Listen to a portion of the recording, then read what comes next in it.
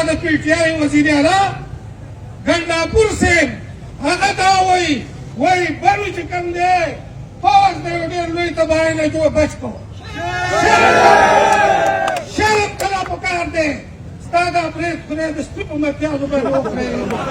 عزیزانو تاسو ته معلومه ده چې 5 ورځې مخکې یو پښتون سیاسي کارکون یو ځوان ګیلمن شهید شو. ټول پښتون قام په هغې باندې غمجن و. ټول پښتون قام په دغه وحشتناکه پېښه ډېر خفه و. پښتانه مشران د ګیلمن کورنۍ دا د هغه د غم په ټغر باندې ناسته وه، په فاتحه باندې ناسته وه.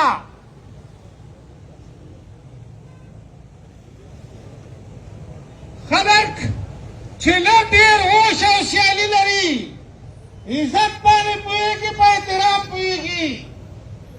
دا کار به چا نه کاو. دا هغه غم د فاتحه نه روانه ده چې په بنو کې پرون د پاکستان پوځونو مخامخ په یو قرآن نه جلوس باندې چې په دغه جلوس کې د پنجابستان جنډې هم خلکو راپورته کړې وي، شنې جنډې. امن یې غوښته. پنجابستان پېژنئ تاسو؟ ښه پېژنو. په هغې کې په درزنونو خلک شهیدان او زخمیان شو. د سوچ خبره دا ده چې په دا ملک کې د پښتون د وینې ولې یو قیمت نشته. دلته دا ځوانانو په نارې وهلې اوس یې ووایي استعفې چې ورکړي یې. دا زموږ د پوځ خلک به پرې خفه کېده.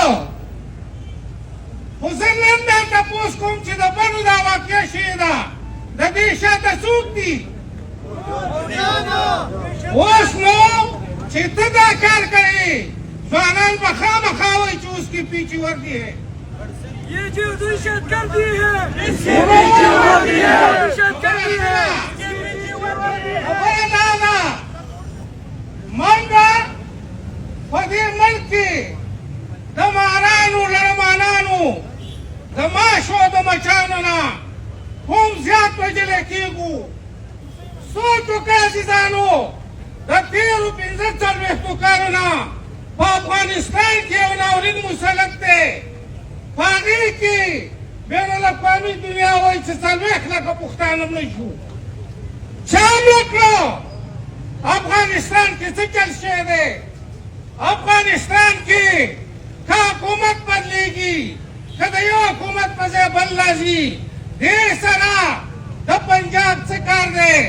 د پاکستان څه کار و؟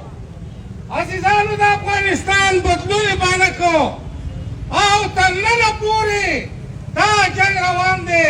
40 لکه پښتانه دا مړه شو. په لکونو ښځې کونډې شوې او په درځنونو لکه په لسهاوو لکه دا یتیمان چې کوم دی دا موږ پښتنو ته پاتې شو. دلته لکه تاسو چې خبر یئ په دا تېرو وختونو کې 10 کاله مخکې چې دلته د مانډېرۍ مرکز دا د ایسای ریټایر او برحاله کرنیلانو او جنرالانو جوړ کړو او فضل الله یې د جیله راوایستو او په هر کلي کې مولانا ریډیو پیسې او ټوپکې دا ورکړې. دا مرکزونه چا جوړ کړو؟ په دې باندې نن لیوني هم پوهېږي. روغ خو څه کوې؟ لیوني هم خبر دي چې د فضل الله شاته، د بینوړۍ ملا شاته، د شاه دوران شاته، د مسلم خانو که څه شی و د هغه شاته د دې ملک پوځونه، د دې ملک جاسوسي ادارې، د دې ملک برګډیران او جنرالان ولاړو، پیسې ورته ورکولې. پر الله ورځ دا دهشتګردي دا دوی په موږ مسلطه کړه. په افغانستان کې چې کومه دهشتګردي ده دا دوی مسلطه کړې ده. عزیزانو چې بیا اپریشن شروع شو، دا اپریشن په نامه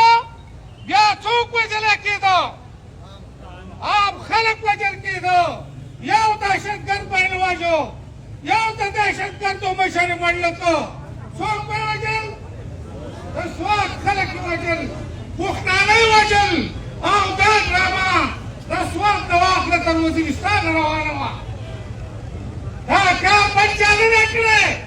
او زه دا خبره نه کوم، دا خبره دا اختر عبدالرحمن جرنیل دا عیسائی دا هغه کړې ده.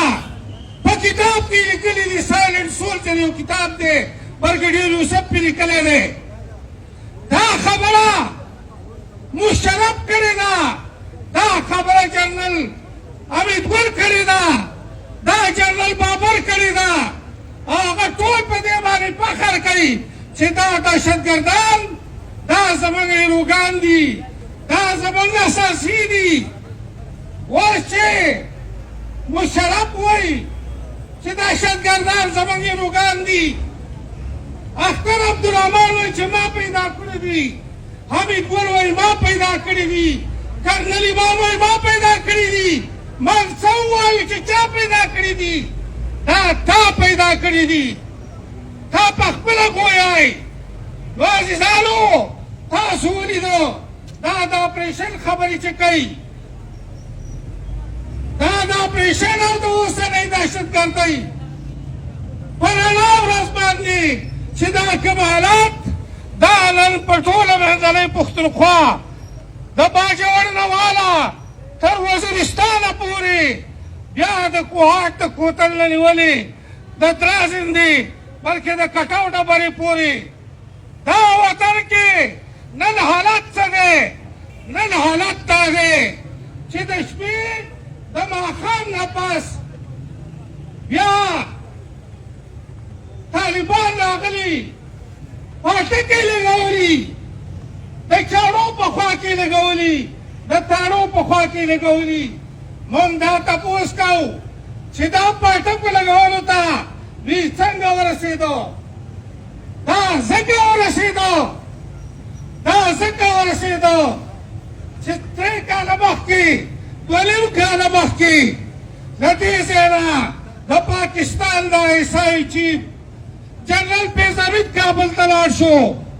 یو څه ضمیر پروشه او کم پروشه غداران او خاینان پښتانه د جرګې په نامه ورسره ولاړو او د وخت مرکزي او صوبایي حکومتونو هغه سپورټ کړو. صحیح وي بیرسټر صاحب زما سره په یو انټرویو کې دا خبره کوله چې دا طالبان چې راغلي دي دا خو د ترور تپوس نه راغلي، زموږ نه اجازت غوښتی و. بیرسټر صاحب وایي او بیا چې ورته موږ وی واپس لاړو، ما ورته وی چې دا د جادو ده، او اردو کې وایي دا د جادو چړې چې کوم دی تا کوم ځای پیدا کړې ده چې ستا په حکم راځي او ستا په حکم ځي، چې ستا په حکم راځي او ستا په حکم باندې ځي. د دې معنی دا ده چې دا حکومت ورسره هم ملګری دی. زه د سوات د خلکو لخوا د دې بربریت پرزور مذمت او غندنه کوم. ځکه ته ټوله نه پوهېږې، په بلو باندې روس حمله کړې وه، په بلو هندوستان حمله کړې وه، په بلو باندې امریکې حمله کړې وه، د بلو خلک راوتي وو، امن یې غوښته. ته په دې بریتو نه شرمېږې؟ نو عزیزانو خپلې پارټۍ به سموئ. دویم زه هغه پارټیانو ته بالخصوص وطن دوسته سیاسي پارټیانو ته، عوامي نیشنل پارټۍ ته، PTM ته، NDM ته، زموږ زاړه ملګري چې وو محمود خان ته او د هغه ملګرو ته چې څوک وایي زه به پښتون په دغه باندې خفه کېږم، راشئ دا جدا د دوه خوښتو جوماتونه ختم کړئ، راشئ چې لاس ورکړو، یو لوی متحده محاذ، یو لوی پرک جوړ کړو د دې لپاره چې د پښتنو د سر مال او د عزت تحفظ وکړو.